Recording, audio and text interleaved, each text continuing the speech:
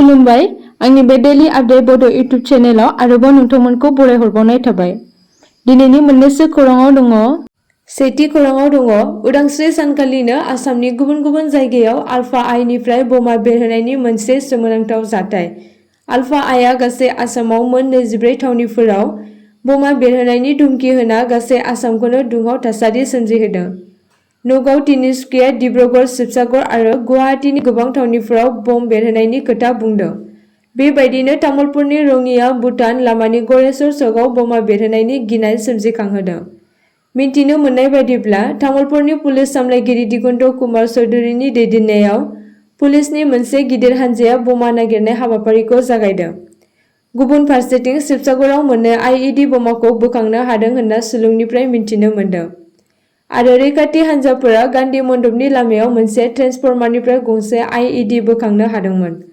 आइइडि जायखौ गोसोम पलिथिनजों खोबथेनाय जादोंमोन आरो ट्रेन्सफर्मारनि गाहायाव मोनसे बक्सआव दोनखोमानाय जादोंमोन। पुलिसजों रैखाथि होजादोंमोन, जाय बै समनिफ्रायनो ओनसोलखौ बेंखनदोंमोन।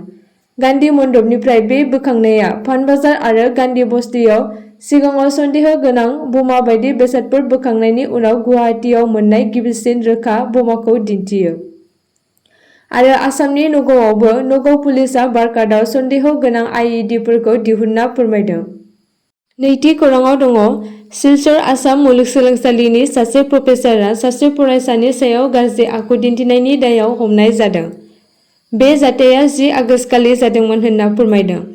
मुलुगसोलोंसालिनि आयेन बिफाननि बिबुंगोरा बिस्वजित दासखौ फरायसाफोरनि गोख्रों हेंथा दिन्थिफुंनायनि उनाव हमनानै दोननाय जादोंमोन।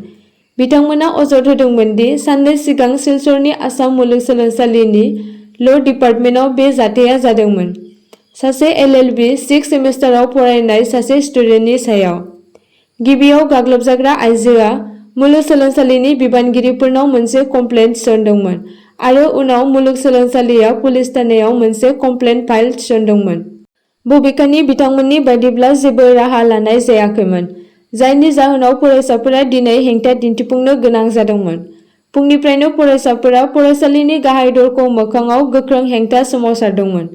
फरायसा आफादनि आफादगिरि शुभम रयआ बेखौबो बुंदोंमोन दि बेबायदि जाथाया सिगाङावबो बे एखे केम्पासआवनो जाखांबायमोन, नाथाय जेबो गोख्रों राहा लानाय जायाखैमोन। नाथाय दा सोनाब बेंखलनि जाथायखौ नायनानै, जाय साननैसो सिगां जादोंमोन, सासे 23 बोसोर बैसोनि डाक्टार आफादगिरि गाहाय नेहाथारिखौ जिनाहारि खालामनायनि सोमोन्दै लेङाइ गाहाय नेहाथारि आरो गासै फरायसा आफादआ जेसेबां हायो गोब्राब राहा लानो गोख्रोङै खावलायगासिनो दङ।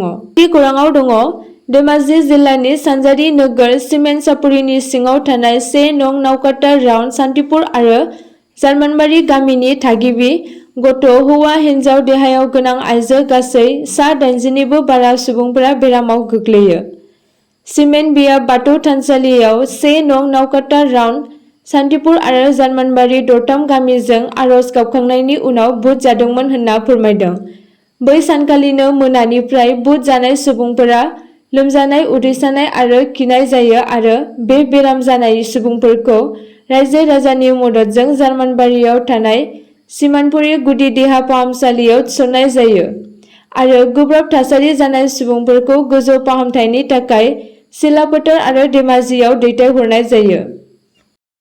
ब्रैथि खौराङाव दङ माराथन खारनो लानाय हाबाफारिया फेलें। 78थि भारत उदांस्रि सान फालिनायखौ लोब्बा लाखिनायजों बिजेपिनि मावफुं सोद्रोमा आरब कुमार देआ क'क्राझारनि मागुरमारि सालबागानाव लाइमोनफोरखौ लानानै माराथन खारनाय बादायलायनायनि खुंनो लादोंमोन। खारनायाव गाननो थाखाय राननो लानाय टि-सार्टफोरखौ नेमखान्थि बायदियै राननो हायैयाव गावजों गाव सैलायलायदोंमोन। माराथन खारग्रा सुबुंफोरा, जायनि जाहोनाव माराथन खारनो बादायलायनाय खुंनो नागिरनाय हाबाफारिया फेलें जाना थांदोंमोन होनना फोरमायदों। बाथि खौराङाव दङ गोदानै बेखेवजानाय नेशनेल पार्क। आसाम आरो बिटिआरनि थाखाय मोनसे गोजोनथाव खौरां। दिनै आसामाव 8थि आरो बिटिआरआव 3थि सिखोना जोहोलाव पार्कखौ नेशनेल पार्क महरै मोननो हाबाय। 15 आगस्तखालि एबा मैयानि दिनाव बेखौ फोसावनाय जादों। बे नेशनेल पार्कनि गुवारथिया गासै 391 बर्ग किल'मिटार। 6थि खौराङाव दङ आइएसआरअनि फोसावनाय बायदिब्ला भारत हादरा दिनै आइएसआरअनि EOS-08 बुहुम नायदिंग्रा ग्रहसा एबा सेटेलाइट लन्च खालामनायनि थि खालामदों। बे ग्रहसा एबा सेटेलाइटखौ सतीश धावन स्पेस सेन्टार श्रीहरिक'टानिफ्राय आगारनाय जागोन फुंनि 9:17 रिंगायाव। बे ग्रहसाखौ लन्च खालामनो थाखाय SSLV D3/IVL-358 भेहिकेलखौ बाहायनाय जागोन। बे ग्रहसानि लिरथाया गासै 175.5 किल'ग्राम। आसा खालामो नोंथांमोना भिडिअखौ नायनानै मोजां मोनगोन आरो चेनेलखौ लाइक आरो साबस्क्राइब खालामनानै लागोन। Thank you so much for watching.